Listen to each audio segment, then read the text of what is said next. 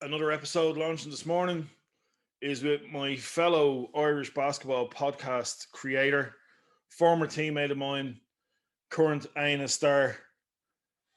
It's Mark Reynolds. Hey, everybody, welcome to the Shot Clock podcast with me, Jer Jago. Today's guest is a current Aina Super League player. He was my teammate. We worked out 13 years ago for one season with Shamrock Rovers Hoops. Played in Germany, has played some time in England and Scotland. One of my favourite players to watch.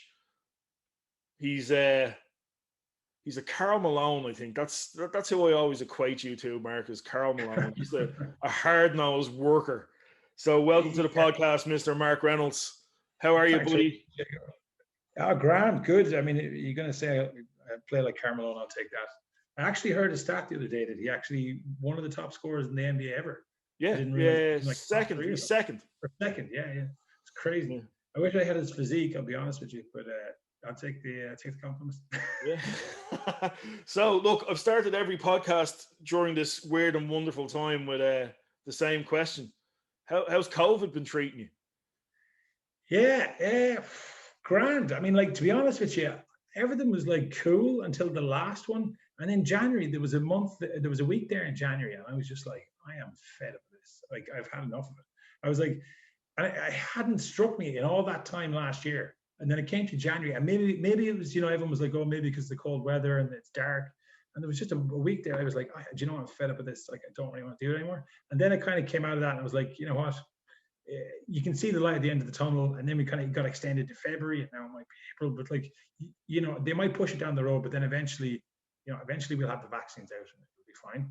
So yeah, it's just kind of keeping yourself busy, keeping yourself in a routine, trying to keep exercise up and trying to get outside, because like I work on a computer all day, so I need to just get outside basically.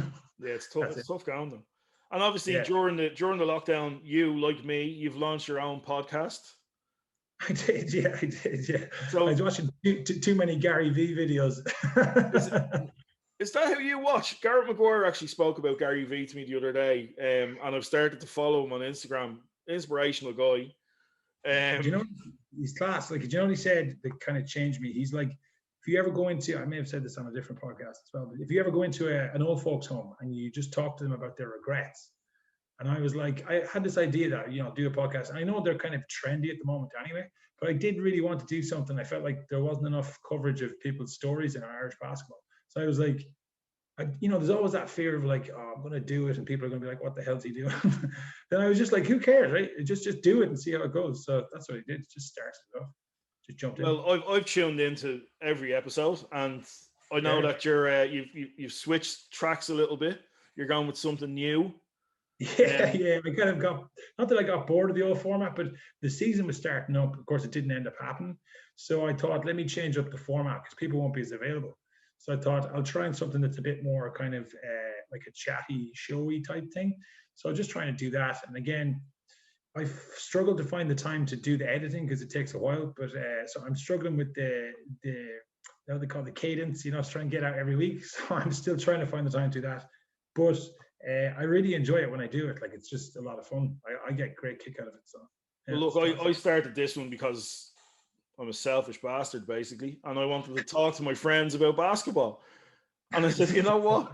I'm sure there's somebody out there who'll tune in and listen to me and whoever it is talk basketball. Like, it's nice to sit down and not talk X's and O's all the time and just have a discussion about basketball. Yep. Absolutely. Like, from my point of view, it's like, if it's about basketball, I'll talk to anyone. I'll talk to the wall. So yeah, I'm all for it. Yeah, you and me both. So look, I'm delighted to have you here. So it's the Hoopfolio podcast is your one? Hoopfolio, yeah. It's funny because I got some feedback about the name. Like, some of my mates are like, oh, really like the show, don't like the name. And I was like, to be honest, that wasn't my first choice of name. I had like about 6 or 7 other names. And I was like trying to look up podcasts with those names, and they were all gone. And I'm sure I even looked at stuff like 24 Seconds and all these names. I don't know if you had this problem, but I couldn't find a name that wasn't already taken. There was hundreds of basketball podcasts. So then eventually I was like, Hoop, and then Portfolio. And I was thinking of like, have a kind of a, I don't know, a record of like stories from Irish basketball players. That was my kind of thought. So I just thought Hugh Folio. It's not the best name in the world, but that's the one I settled it. Look, I went for the shot clock and like that Googled it, and about 20 of them came up, and I went, you know what? I don't fucking care.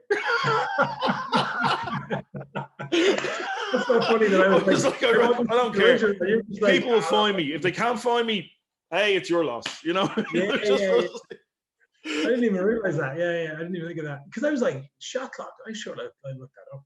Oh, yeah, there's loads of them. But look, this is the shot clock with me. It's not with anybody else. So there we go. So look, we'll go back to the start of your basketball career. Who, what, or why inspired you to pick up a ball for the first time? Oh yeah, this is a good. Well, I like this story. So my mom brought me down when I was like 10, and we went to our hometown, was in Longford Falcons, and they brought me into a gym, and I remember walking in it like there was just hundreds of kids bouncing a ball, and the coach in there at the time, he's a bit of a legend. I know that word's thrown around a lot, but he really is in Longford for basketball. Mick Murphy, and his son now runs the club, Mick Jr. Yeah, he was in there, and he just kind of, I don't know, there's something about Mick. He was just very, very friendly, and kind of, he knew Mam because Mam used to play and played actually for him. She used to coach him. So that was kind of cool. So that's how I got introduced to it. And I I played tennis and I played rugby and I played soccer, just like most kids played everything. But I just fell in love with it immediately. And like people like his son who had just come back from America. So he went to high school in America.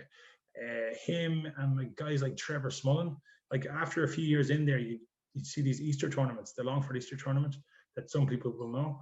And these guys would be coming down, and I was just in awe of them. And these guys were like Irish players, and they were just doing fantastic things, and you just get really hyped every time they were coming down to play. And these guys are from Longford, like, so. I mean, the fact that you had people from Longford playing on a national level against Americans, some of which had kind of come from kind of almost the NBA level, that was just incredible. And then I kind of discovered the NBA at the same time. So it was like a mixture of that, and I kind of, not that I kept playing every other sport, but just I kind of just focused my attention then on basketball. Just loved it, and ever since, in a place like Longford, a lot of guys don't get it because they're Gaelic or they're another sport, but I just couldn't stay away from it. Yeah, I've always just loved it ever since. Brilliant, like passion. You mentioned Trevor Smullen there. I was very lucky to play with Trevor. Our under 19 cup winning team. Trev was there. 30 something points in the final. Wow. Silky smooth player, great guy. Played against him in the Masters this last year. He's still good. Trev's a good guy. Like, yeah, he's still played. I think he pulled his hamstring in the semi-final or something. But yeah, Trev's, again, he's one of those players in Irish basketball that not enough people know about. Yeah. You know what I mean? Crazy. He's some career. Like.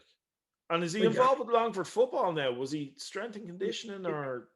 Yeah, he was. I know he played for the Longford panel for years. Like he played for Longford County Gaelic, and like, yeah. So like, I think he's potentially still involved. I don't know if it's strength and conditioning because I don't go out to Longford enough.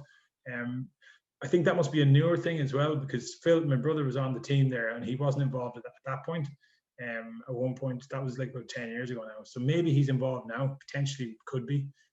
But I remember going over I was over in Scotland at a tournament, and I met some guy from Northern Ireland. He's to do with Belfast Star, and like he just randomly said, "Oh, you're from Longford." He goes, "Oh, Trevor used to play up with us."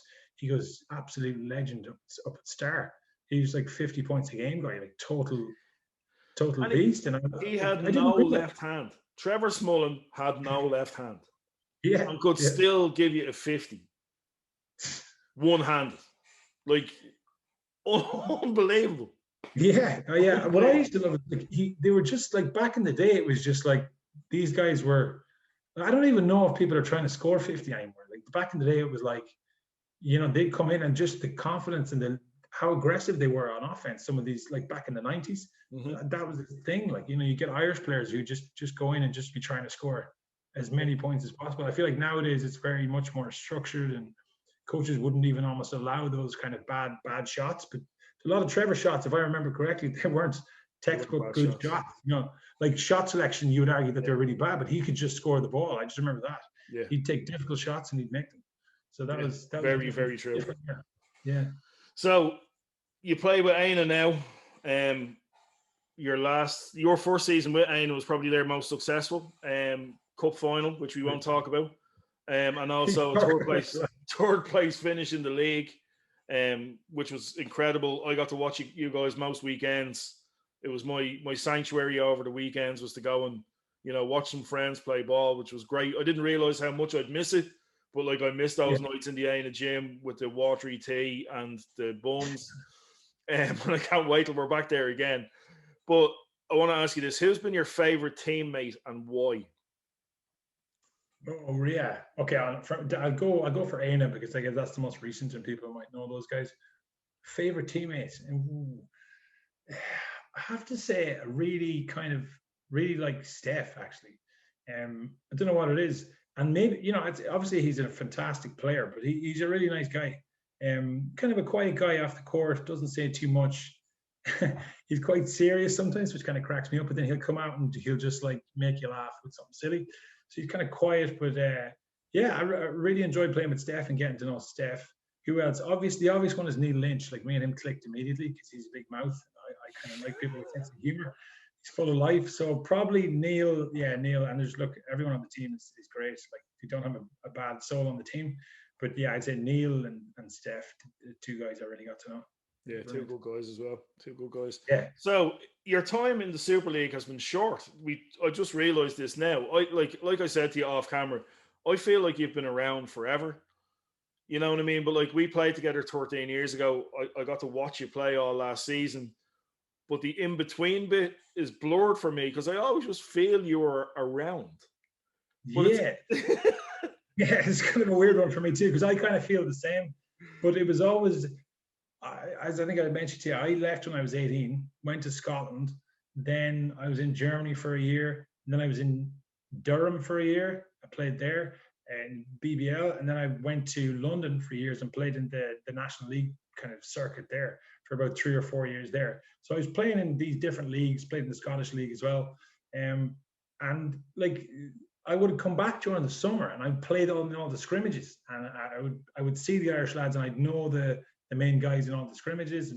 But I was only really came back for that 1 year in 2008. And apart from that, like, that was 18 and I'm now 37. So this is my actual, apart from 2008, that one season that I was back, this is my first year back, which is crazy. So in those 2 seasons, who was your toughest person to guard?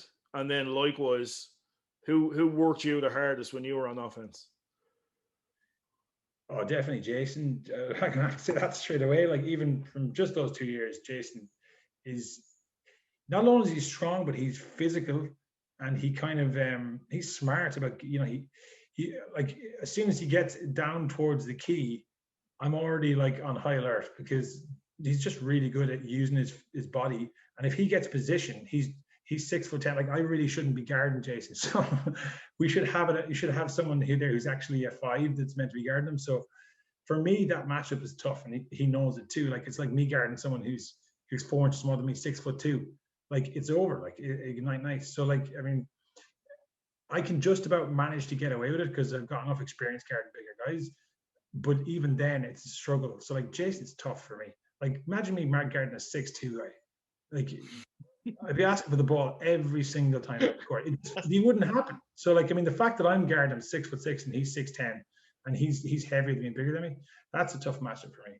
So, and he's 6'10". I need to check the next time. Next time we'll give the arena. We'll give him 6'9". He's not. I think he's definitely 6'9" on here. Yeah, he's got that mid range as well. Like, he can step. He's got that mid range. Yeah, he trails down. He can hit that mid range. He can hit it pretty consistently. Absolutely. He's smart and he knows how to play, and he's played at a decent level.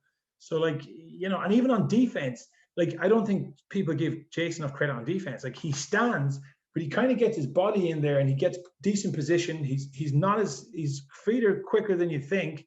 And he's more athletic than you think, and he goes to block shots if you go near the rim as well. Yeah. So he's just smart. He's a good player. Like, he's definitely the best big in the Super League for sure. And I think he's the only big now, the only true big. Yeah, totally. Yeah, but then there's not a lot of height in the Super League anyway. So like, and any bigs that you tend to get are not, mobile, athletic bigs. Now those days I feel like are almost gone, right? Just the small ball there is here, so that's one thing. But then also people are not recruiting in 6'10".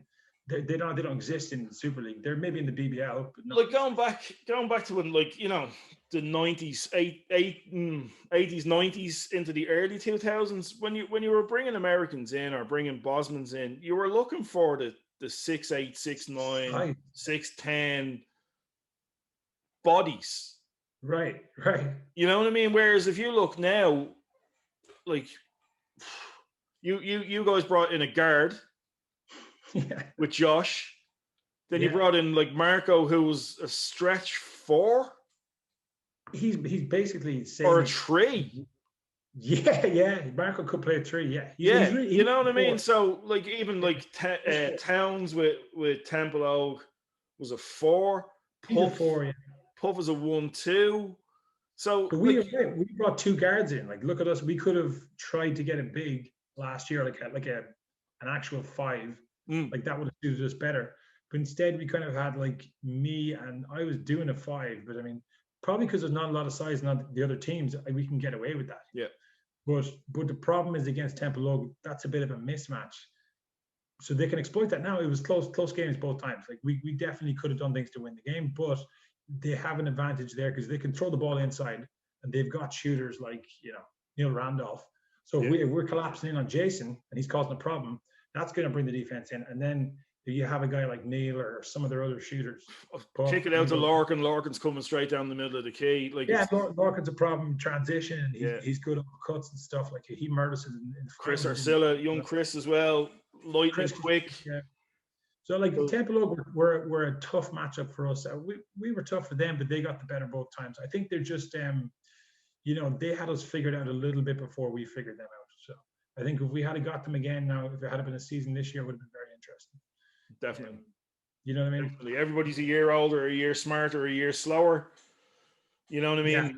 But from what I heard Jason Clean was possibly in the best shape of his life, is what I was told coming into last season, the season that was cancelled. I was dying to see that because, again, he's one of those guys I would have loved to match up against, even though I was, I played the 4 at 6'5", 6'6". So that was my position, but like I loved getting down into the paint with people. So I would have loved to just bang bodies with Jason for a couple of minutes. Yeah. I mean, look, I actually enjoy that kind of bit of it because I'm a bogger or whatever. But like, I just kind of enjoy the physical aspect. It's the GA side of it. It's the GA player. Yeah, I kind of enjoy that because, like, I find that kind of fun, the physical. But like, there's kind of a point at which you're going to pick up more fouls because he's just bigger. So. Can I just say one thing from our season way back when? You're one of these deceptively strong people. Yeah, I don't know. You know what I mean? I remember posting you up and going, "Let's go. Yeah, he's about my height. Yeah, I should be all right here." I remember trying to back you down, and maybe it was from your years playing in England and Germany against bigger guys. But when you get set and that forearm is out, you're not moving. You're like it's not easy. It's not easy. It's probably all the spuds from Longford. No, I suppose I think if you have a good lower base, if you have strong legs, it helps a lot because like you talked about it in some guys in the NBA now. Again, I'm not comparing that to myself to them, but like they'll talk about a guy who has a strong base and they can guard bigger guys because you're holding off them a lot of it with your glutes and your legs. So you're using your base to hold them off. So if you have strong legs, you can get away with playing in the post. If you've got quick and a big ass as well, which is what big ass. Yeah, if you got big glute. The big oversized arse, and that was obviously why my brother's so good because he's got the big ass going on. Shout out to Craig. The big ass, yeah. So next question: have you any basketball superstitions? Just a weird one. I'm not really superstitious, but then saying that weirdly, I remember when I was younger, I got a 13 jersey and played terrible. Now that was back when I didn't actually prepare for games and do any work. Oh, there you go. Yeah, which is totally silly because I actually don't believe really in superstition or any of that crack. So, but for some reason I still avoid 13 if I can avoid it. But yeah, that's about it. Like the rest of it, like I think because I did a psychology degree, I could probably say that doing these repetitions before games allows you to kind of get yourself into a certain mindset. That's probably why people do it. That would be my interpretation of what superstition actually is. But yeah, I don't really believe in superstition. So apart from if you give me the number 13, then I might try and switch jerseys. I'm the opposite. Give me any other number, and I'm looking for the number 13. It's like, where is it? Mine. It's mine. Give me the 13. Yeah, but it puts you in that frame of mind that you think you're more confident. So if it does that, do it. I'd say. Yeah, it was one of the prerequisites for me signing with Vincent's 2 seasons ago. Like, you know, sent over the text message, "I'll come and play, but I want the 13 jersey." It was like it was like it's like Dumbo. You ever see the movie Dumbo when he has the little feather in his thing and he loses it, but he can still fly?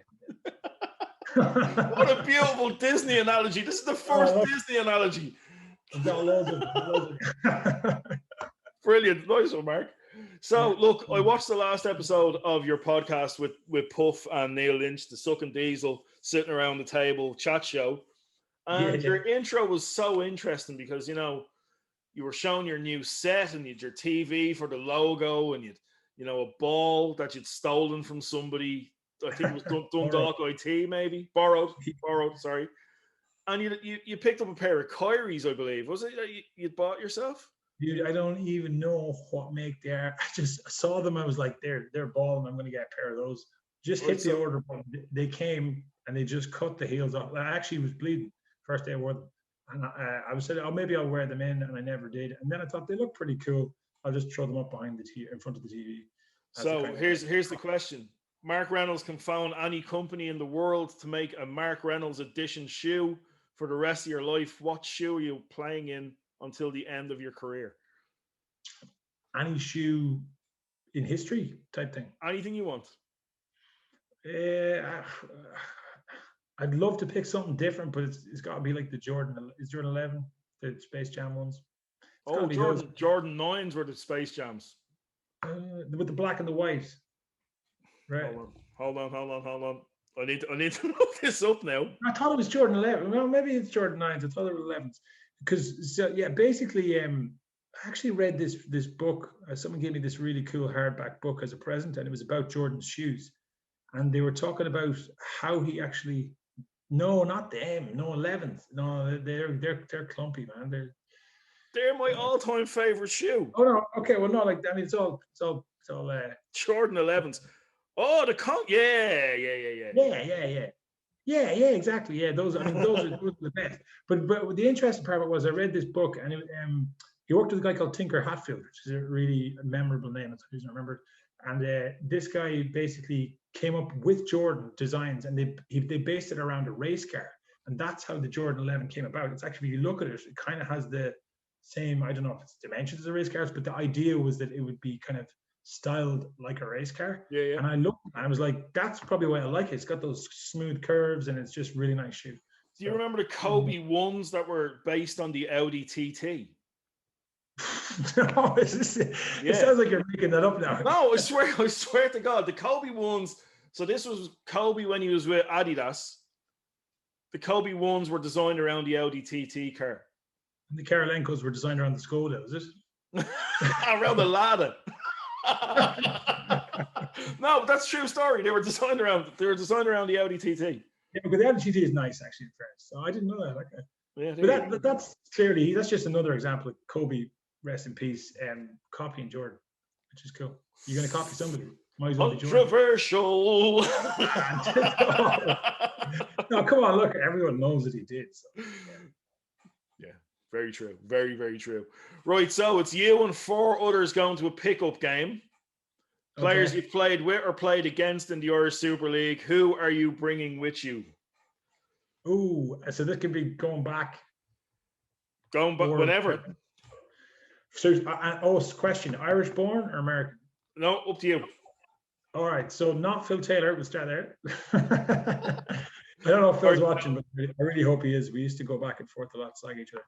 So not Phil Taylor. So I definitely pick Did they have to have played in the Super League then? Yes. So I'm going to pick Conor Grace because I think Conor is an amazing player. When I saw him, look, I'm probably going to have to pick. Well, you said it could be American too. Mm-hmm. And there's been some all-American fives. There's been some all-Irish fives, and there's been one all-family five. Oh, that's cheating now. Come on, I can't do that. But, okay. Oh, the final question then, just so I know, do I have to pick somebody I played against, or can it just be people I've just seen? Like, you know what? Because it's you, because I enjoy your podcast, fuck it. Whatever you want. Okay.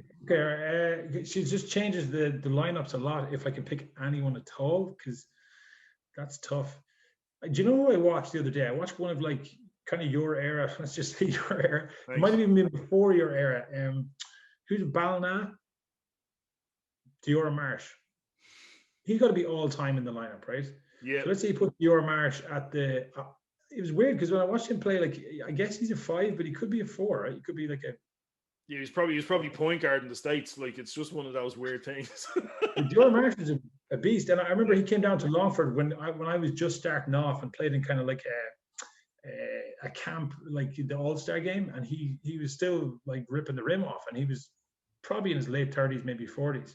And then I watched the Ballina game. This is like a 90s game with Liam McHale and him on the same team, I think they were. And he just like got the ball just over half court in a fast break and just took off like way outside the key, one leg.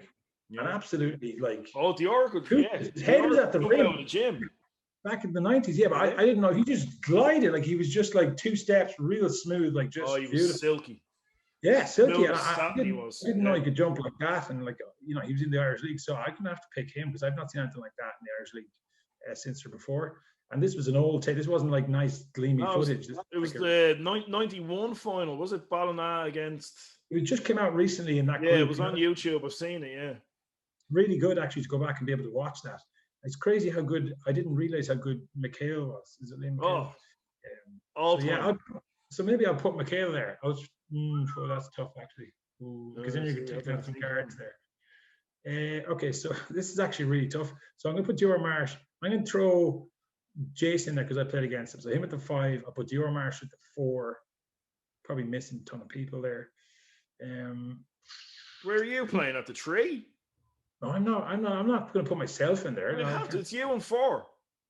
You plus 4. Oh, me 4. Sorry. Okay, so me put Diora at the 3, right? Because he could shoot. Actually, he made a bunch of shots.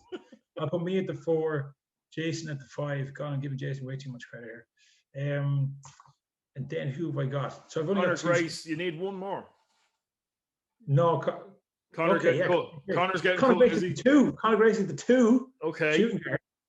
Oof. And then who have I got point guard? Mike Bree. He didn't play Super League. Didn't play Super League, did he? That's your pick. We'll take Mike Bree. Take Mike Bree, so. Take Mike Bree. That's a solid team. So what we're going to do is, because it's winner stays on in most pickups, so as the episodes are released, we're going to play episode 1 against episode 2. We'll have a Twitter vote. Winner stays on against episode 3, and then at the end of the season, we'll have a champion. Nice. I got Mike Bree, who didn't actually play in the league, but look. I'm not going to say anything, but Isaac Westbrook's took his whole family. and he, in fairness, he can. Yeah. Okay, we'll let him do that because they're legends. They're legends. Yes, exactly. So we're going to change tracks. Not many people would know this about you unless you're close teammates. But Mark Reynolds is a pretty decent guitar player. Okay. Yeah. So your top 5 musical acts of all time. Oof. That's a good question. Yeah. Quite big into music. We go to a lot of festivals. As you say, I play a bit of guitar, so I could definitely pick 5. That's tough. And it could be acts, like so it could be a band or a solo artist, yeah, whatever, or a DJ, whatever. Okay, so the Eagles, Billy Joel. I like a lot of the older stuff. I'm picking 5, man. The Eagles, Billy Joel. I have a real soft spot for Green Day back in the day. They were one of my first favorite bands. Green Day. David Joel, the Eagles. Two more.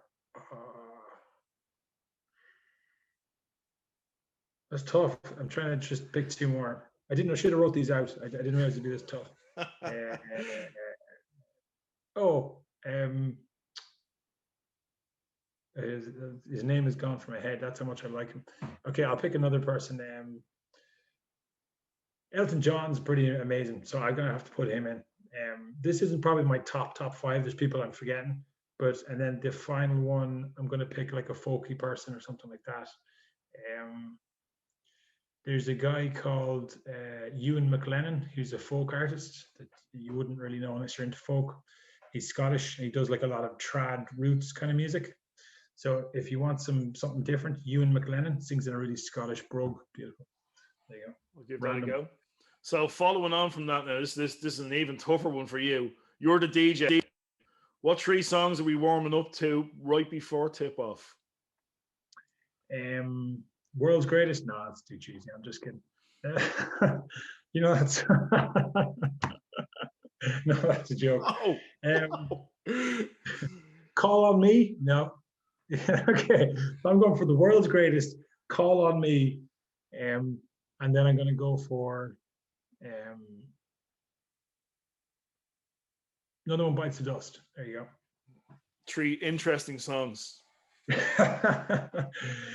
I think people would be looking around and going like, "What the hell is this? Who picked this playlist?" Pick this, yeah. Rob Keane. Just blame Rob. If it's a bad playlist, it's Rob Keane.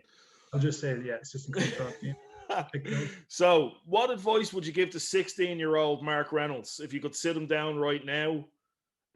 Life, basketball, whatever. Knowing what you know now, what advice would you give a 16-year-old you? 16-year-old.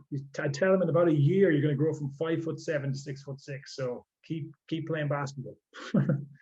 Because I was a lot smaller back then. So I'd probably tell him that. But I think that's the only thing you would know in retrospect. So I'd probably just tell him to be disciplined. I don't think I was very disciplined from the ages of 16 to 36. Whatever. About last year to about August last year. No, like just try and be disciplined and tell them, the reason why is because you'll achieve more of the things that you want to achieve if you're more disciplined. It's not about doing it for the sake of doing it, but if you're more disciplined, then you'll achieve more of the things you want to achieve. And being disciplined is tough, so it's a challenge. So say that. Solid advice. Solid advice. Very serious answer. Second last question. Dead or alive, 5 dinner guests you'd invite to your house. They can be friends, family, or famous. Who's sitting down with Mark Reynolds when restrictions lift? Oh, yeah, it's a good one. Definitely, it can be dead or alive, you say? Dead or alive. So I'm going to have to get some authors in there. So J.R.R. Tolkien, I was a massive fan of Lord of the Rings, the book, before obviously the movie came out. So J.R.R. Tolkien. I got to invite MJ just because it's MJ. So that's Michael Jordan, not Michael Jackson. I'm not inviting Michael Jackson, even though I love his music. So MJ, J.R.R. Tolkien. I would probably have. I'd like to talk to someone like JFK. I think JFK would be really interesting to talk to. The two more. I'm going to say 5 people. Is it? Yeah. I think. Who else? It's from history. I'm just trying to think of someone from history. Maybe someone like Porrick Pierce or someone like that from Irish history. That might be interesting to have him there. Be really cool. And then I'm gonna say, oh yeah, someone like I'm actually reading his book at the moment and I've forgotten his name. It's about the Russian. Totally forgotten his name. Okay, well, let's just put Sigmund Freud because I did psychology. So yeah, Nietzsche, Friedrich Nietzsche. That would be probably one of those two. So either Freud or Nietzsche. Maybe Nietzsche because Nietzsche is probably more interesting philosophy. So yeah. Anyway. Interesting 5. So what are we having for dinner? That's the next question. Are we going to cook or is it a takeaway? Well, I'm going to be perfectly honest. Recently, I've been super lazy. I've been ordering takeouts, which was bad. But tonight, I'm going to have probably. I'm going to make some food. I'm going to go up to Super Value and buy something. I'll probably. I like my go-to is like pasta chicken with vegetables because I know it's kind of healthy and it's not too bad. Or I'll just do the Irish potatoes, veg, and meat. It's kind of boring. So yeah, probably one of those two tonight. I probably won't do anything crazy. Good Like man. if I go crazy, it's like risotto or something like that. A crazy risotto. I don't think I've ever heard that phrase in my life. No, that's me going crazy, like having a crazy risotto. That's all right. Then I was like, wow, what does he put in it? Isn't it just chicken and mushroom? So look, we've reached the end. Last question, but before I get to ask this, I just want to say I appreciate your time. I know you're a busy man between work and your own podcasts, trying to stay in shape and focused. I'm really looking forward to seeing you back in the court if and when we get this season up and running. For me, you're one of my favorite teammates of all time, even though we had a very short spell together. I could rely on you, which was great. I didn't. You were just there. You were solid. You were just a workhorse. I loved playing with you, even though it was, as I said, cut short for political reasons. We'll leave it at that. So, last question, Mark, is who would you like to see on the Shot Clock podcast? I don't know if you've already had him on, but I kind of mentioned him earlier on, and he's a Longford man like myself, Trevor Smullen. If you can get Trevor on, that would be great. I kind of reached out to him there, and I kind of said, I'll do it next summer. So I'd love to see Trevor on and just have a chat to him about kind of his career and hear a bit more about that. Because again, just personally for me, he was a bit of a legend, and as you say, just don't feel like he was kind of not talked about as much as some other people. Maybe maybe for me anyway. So it'd be cool to hear about him. Look, I'll send him a message now as soon as I get off the call. The joys of having teammates, you know what I mean? Just reach out and go, hey, how's it going, buddy? Played with him I mean, I actually watched a clip of you playing with Trevor. It was one of these kind of YouTube videos that was on VHS and then put onto video, and it was you and I was like, is that Jago there? And it was a really young you. You were like 19, and Smullen was I don't know. He was young too. 16, 17 he was that year. Yeah. And I don't know how I'd love to know how he made the transition from like playing in Longford to going up to Dublin all of a sudden. Maybe he was on a national team. I don't know, but that kind of journey. You know what? It's funny. After all these years, I've never even asked that question. He just appeared one day. He was just, that was it. Lads, this is Trevor. Oh, how's it going, pal? And that was it. Yeah. But like the way like that was 26 years ago, and I still don't know the full story. So yeah, I'll definitely have to get Trev on just to find out the story behind that. The story, yeah. No, just interesting because he's from my town, but also like I thought like okay, he played up in Dublin in the Super League, and he played, but then like I don't know how good he was. But then when I talk to some people, they're talking like he's one of the best players to ever play in Ireland. Like that's the sense I got. Now I don't know if he ever decided like if he was going to take his talents abroad or why he didn't do that, but probably the Gaelic for Longford kept him in this country. So I don't know. But I'd love to know that kind of stuff. Did he ever? Interesting. Yeah. Yeah, that's one I'll definitely reach out to him. Yeah, because now I need to know why he ended up playing with us. Yeah, like and you know like if he was. And why have I never asked this question before? Yeah, you're his age. Like you guys are playing the same team, so I mean, I guess you probably never thought about it at the time. Oh. For me, growing up watching him, I was always like, I wonder how he ended up in Dublin playing like 18 for Notre Dame, which were a big club at the time. But why did he go up, and was he traveling up every day? Like how was that? Yeah, he traveled up. His dad used to bring him up every Friday we played on a Friday night in Alban, and his dad would pick him up from school and drive him straight up. Ah, right, okay. We'd play and then he'd drive home. I'd probably still get him on my own if I want to dig out the Longford stories. Yeah. I'm definitely going to reach out to him now. Look, Mark, appreciate your time. Go make your dinner. And I'll talk to you soon. Yeah, cheers, Kevin. Cheers, buddy. Talk to you later. Yeah. So that was the Hoopfolio Shot Clock Podcast crossover edition. Hoping to speak with Mark more when the season tips off. Hopefully we'll be able to do a few more collaborations. Coming up, obviously head over to the Instagram story, Team Scally versus Team Reynolds. get voting on that. Head over to our Spotify account to check out Mark's 3 warm-up songs. The link is on our Instagram page, linktree.com/shot clock podcast, I think. And over the coming weeks, we're going to change the format a little bit in a week or two. Now that we're back to basketball, we're going to have a return to play week of podcasts featuring some strength and conditioning coaches, nutritionalists, sports psychologists, and people generally who are going to help us be the best versions of ourselves now that we're back playing, and hopefully put paid to any injuries or any issues that we have. And that's going to be like interesting for all age groups. I'm going to try and cover everybody from kids all the way up to seniors and Super League, National League players. So keep an eye out for that. And until then, it's Jago saying, I hope you're enjoying yourself on the court. And I'll see you soon.